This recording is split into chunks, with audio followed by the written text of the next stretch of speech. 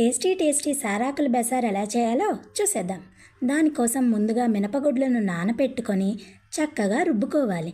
ఆ తర్వాత సారాకుల్ని వాష్ చేసుకొని మనం ముందుగా సిద్ధం చేసిన బ్యాటర్ని పెట్టి వీడియోలో చూపిస్తున్న విధంగా ఫోల్డ్ చేసుకోవాలి.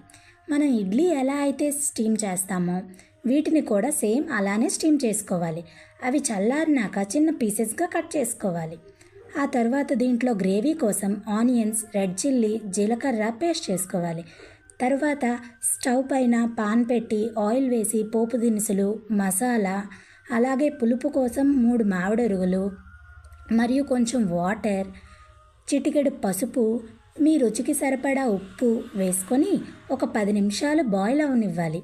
అలా చక్కగా బాయిల్ అయిన తరువాత మనం ముందుగా స్టీమ్ చేసినటువంటి వాటిని కూడా అందులో యాడ్ చేసుకొని మరొక 10 నిమిషాలు బాయిల్ అవనివ్వాలి. అంతే, వేడి వేడి సారాకుల బెసారు రెడీ.